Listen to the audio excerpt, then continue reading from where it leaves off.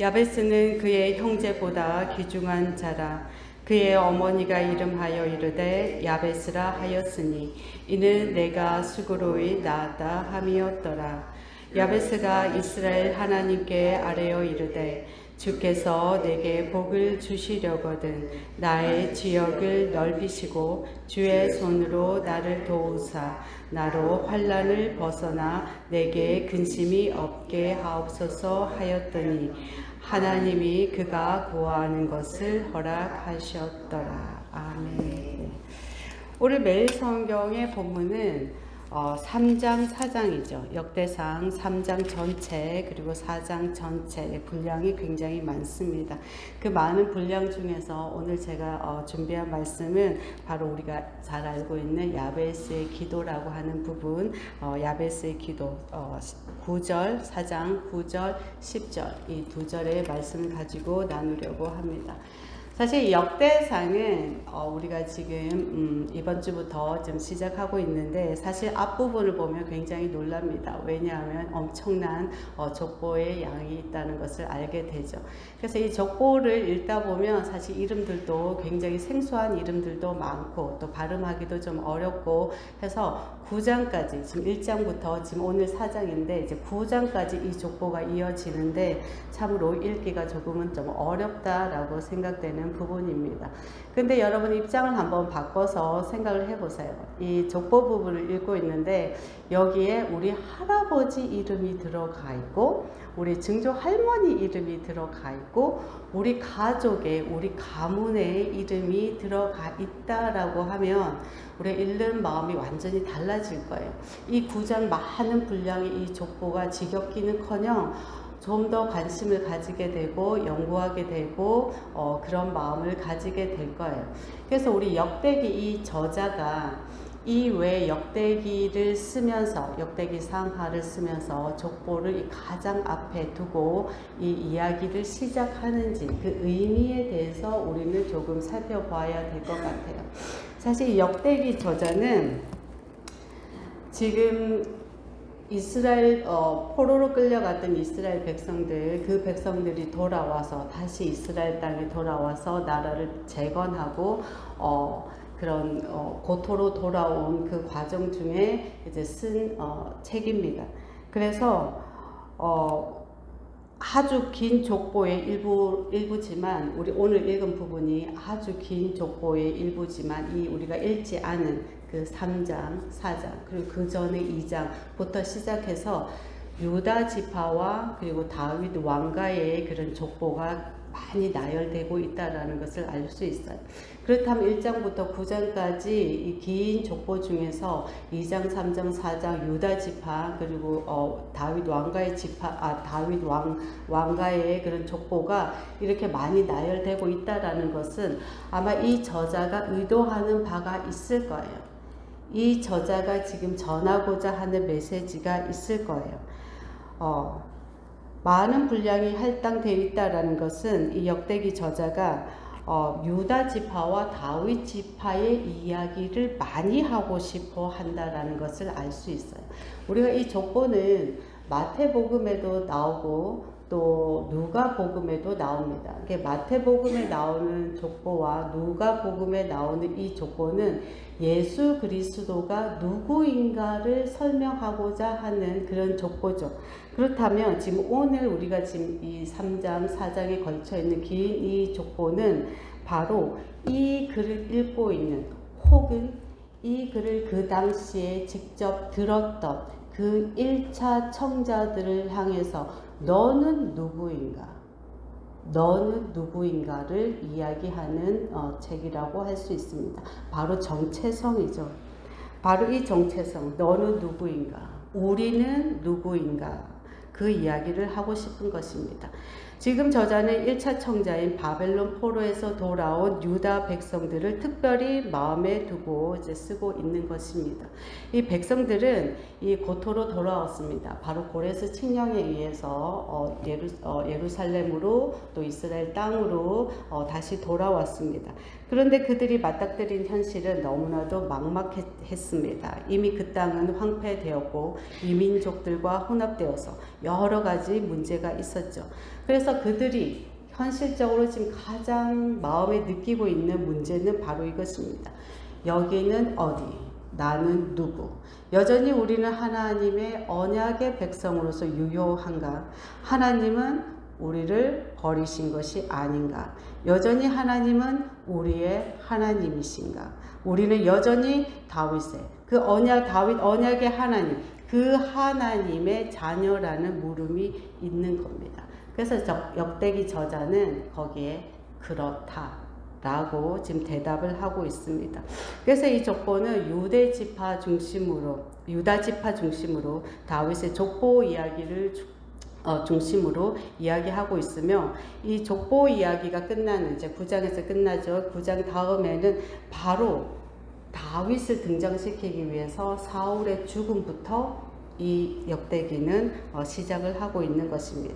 그런데 오늘 우리가 읽은 부분, 바로 이 족보 1장부터 9장까지 끊임없이 이어지고 있는 이 족보 가운데 야베스의 기도가 이제 삽입되어 있습니다. 난데없이 이 기도가 왜 여기에 삽입이 되었을까? 그리고 이 기도는 조금 좀 의아합니다.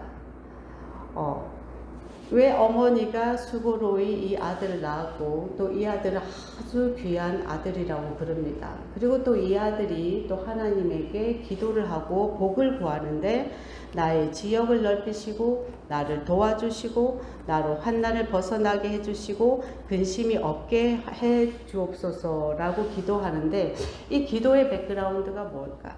이 어머니는 어떤 출산 과정을 겪었을까? 정말 출산 과정에서의 일뿐만일까? 혹은 그 백그라운드에 이 집안에 어떤 일이 있었을까? 여러 가지 생각하면 생각할수록 많은 궁금증을 자아내는 그런 기도입니다.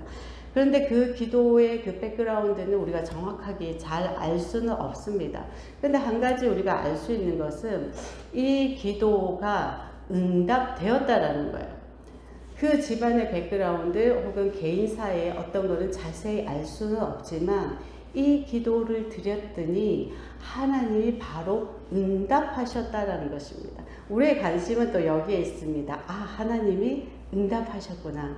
나의 지역을 넓혀달라. 우리가 오늘 성경에는 지역을 넓혀달라 그런데, 이전 성경 가지고 계신 분들은 지경을 넓혀주시고 지경을 넓혀달라고 그렇게 말하고 있죠. 내 지경을 넓혀주세요. 나의 사업장을 넓혀주세요. 나의 관계의 폭을 넓혀주세요. 어떤 우리조차도 할 수 있는 기도, 이 수천 년 전에 드렸던 이 기도가 오늘날 우리에게도 해당되고, 무엇보다도 그 당시 지금 이제 고토로 돌아온 지금 이스라엘 백성들, 유다 백성들, 이 유다 백성들에게도 현실적으로 굉장히 가능한 그런 기도인 거예요.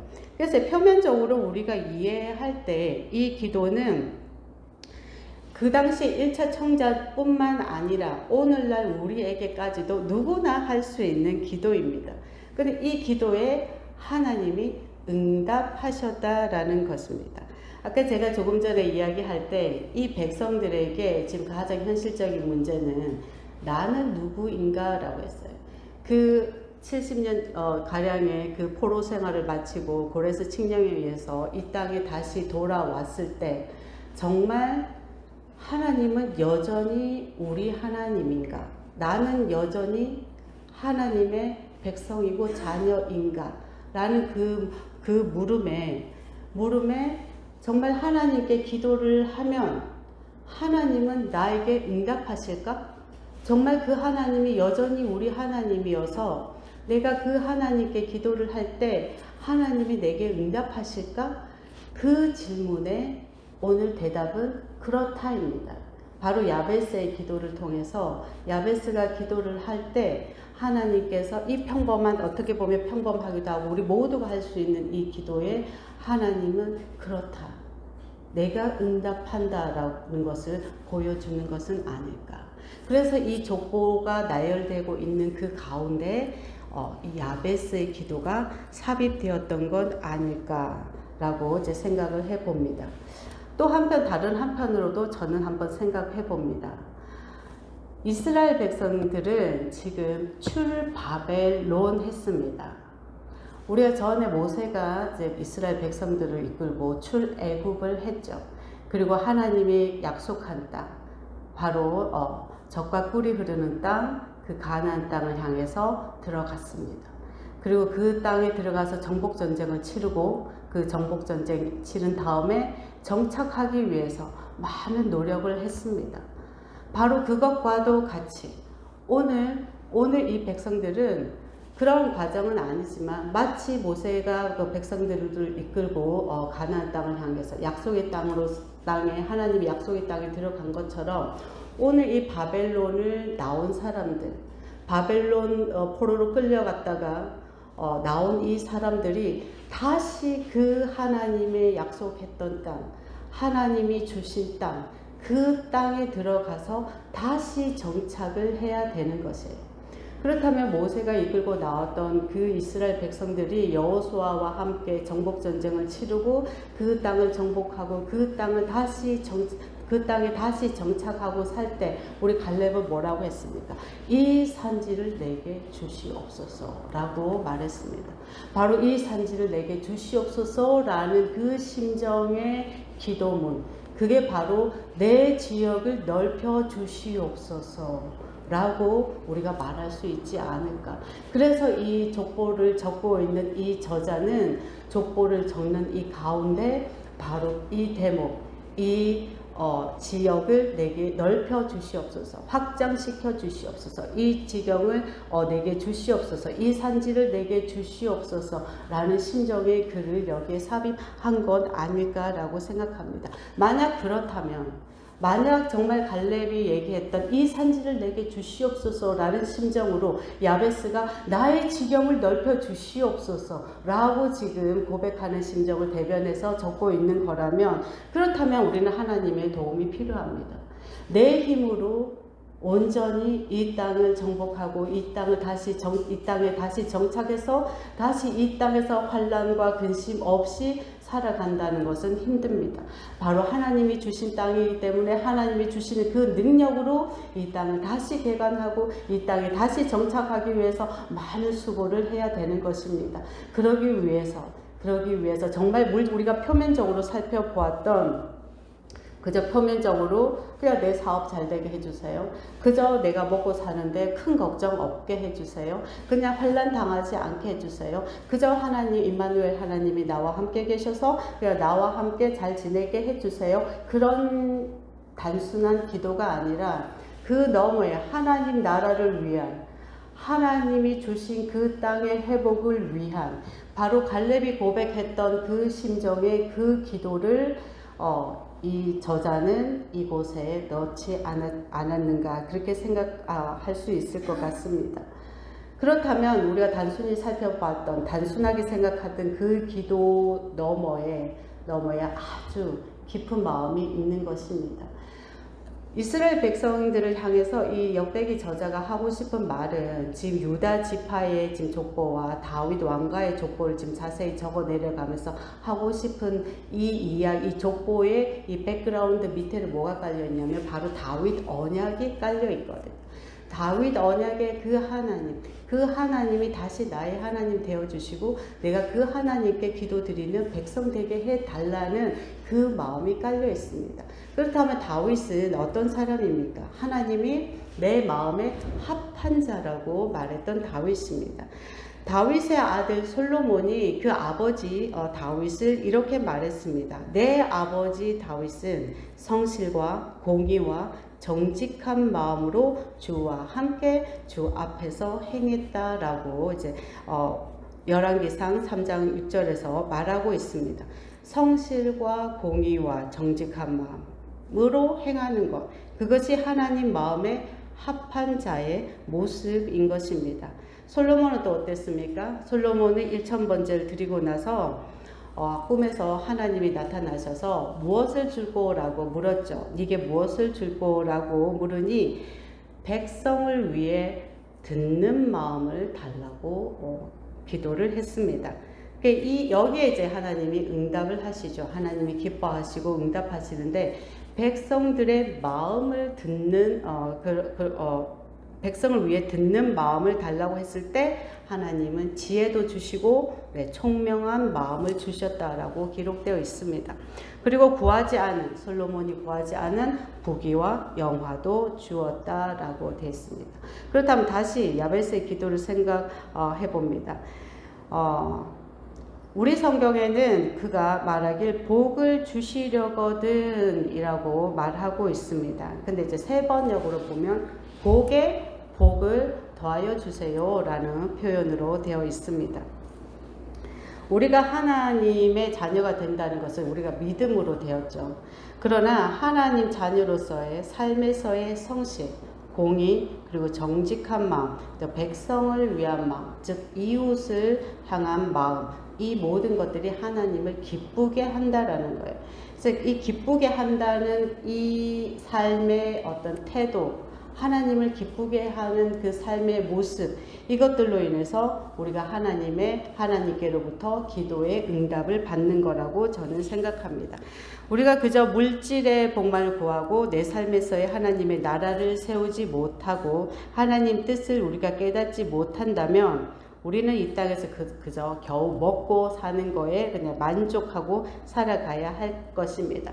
그렇지만 하나님의 뜻을 깨닫고 또 그 뜻을 구하는 기도, 오늘 이 야베스의 기도, 또 갈렙이 드렸던 기도인 것처럼 정말 이 지역을 넓혀 주시옵소서, 이 산지를 넓혀 주시옵소서. 그것이 물질적인 그런 현실적인 그런 복만이 아니라 정말 하나님이 주신 땅, 하나님이 주신 나의 영역, 하나님이 주신 그 나의 영역에서, 나의 땅에서 나의 지경을 넓히고 하나님 나라를 세워가는 것, 정말 하나님이 주신 허락하신 그 나의 땅에서 하나님 나라를 세워갈 때, 그 기도를 구할 때 정말 하나님의 나라, 하나님의 뜻을 세워가는 곳에 나를 써주시고 하나님이 나를 쓰는 그곳에 하나님의 능력, 하나님의 도우심, 그로 인해서 그 모든 과정에서 일어나는 환난과 근심을 없이 해주십시오 라는 기도를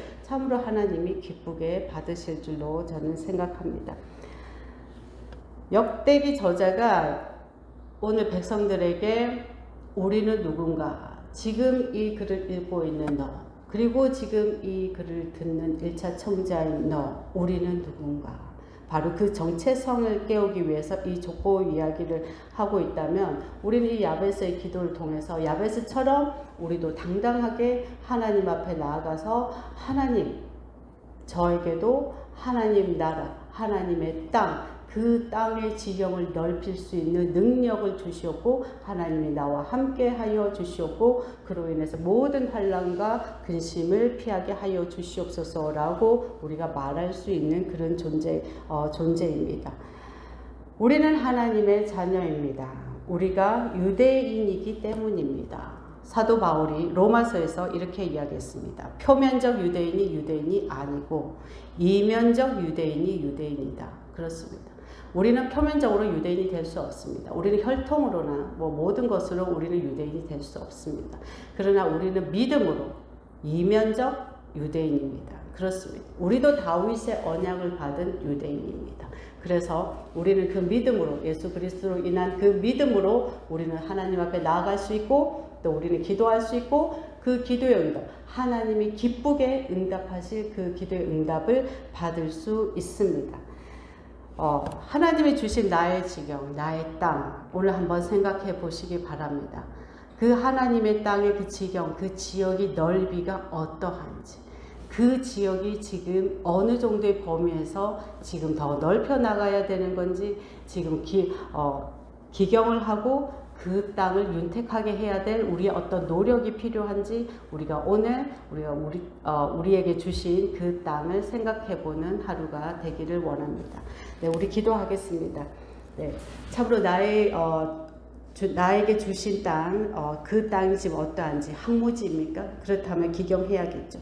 그 땅이 윤택하게 해야겠죠. 그리고 열매 맺는 나의 지경 되게 해야겠죠. 그리고 그곳에 아름다운 하나님의 복음, 천국 복음이 있게 해달라고 우리 다 같이 기도하기를 원합니다.